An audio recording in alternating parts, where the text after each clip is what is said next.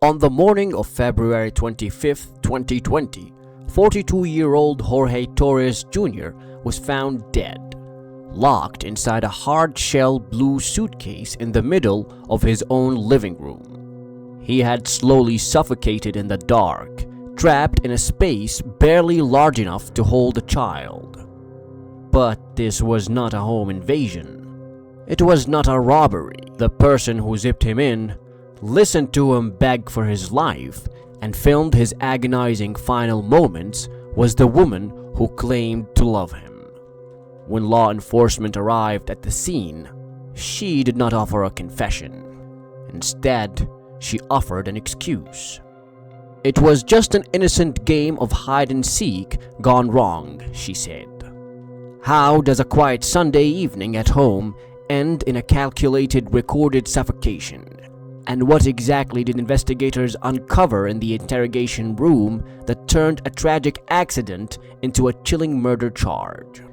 Now, to the outside world, Sarah Boone and Jorge Torres seemed like a normal couple living in a modest apartment in Winter Park, Florida. Jorge was known by friends and family as a warm, hard-working father of three who always tried to keep a smile on his face. On the surface, that Sunday in late February was perfectly mundane. The couple were drinking Chardonnay, working on a jigsaw puzzle, and doing some painting.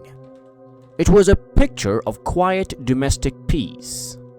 But behind closed doors, their relationship was a powder keg waiting for a spark.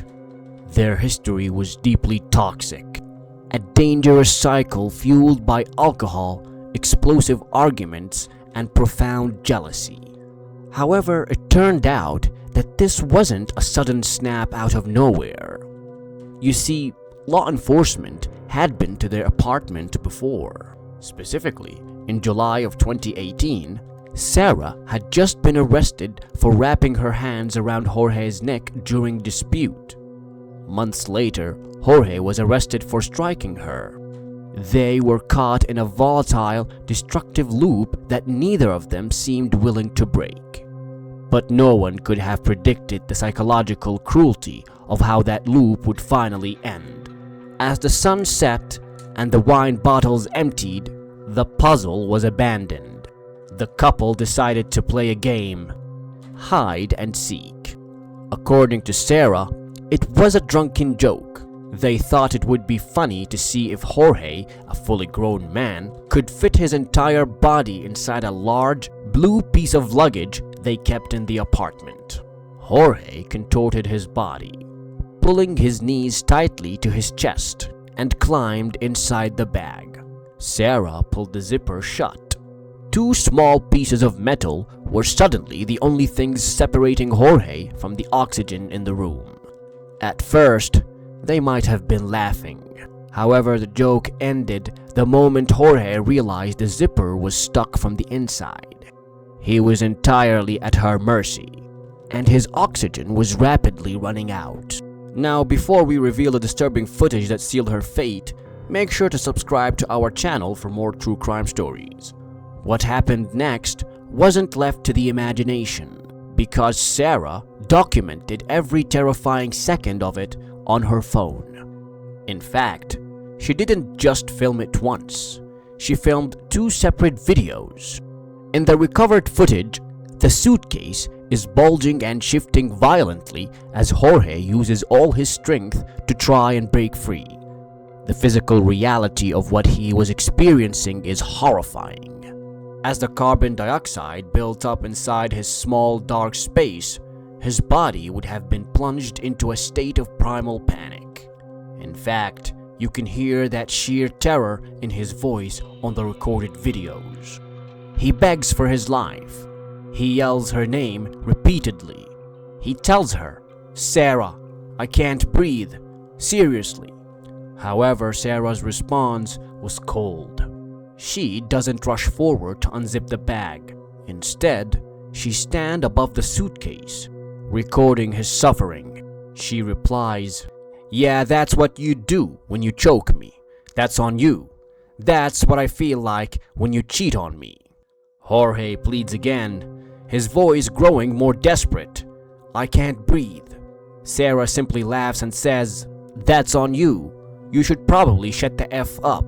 Sarah turned a piece of everyday luggage into a torture chamber. She stood there watching as the frantic movements inside the suitcase slowly began to fade. Eventually, the suitcase stopped moving entirely. The begging stopped. Sarah Boone turned off her camera, left the living room, and as though nothing had happened, she went upstairs to sleep in her bed.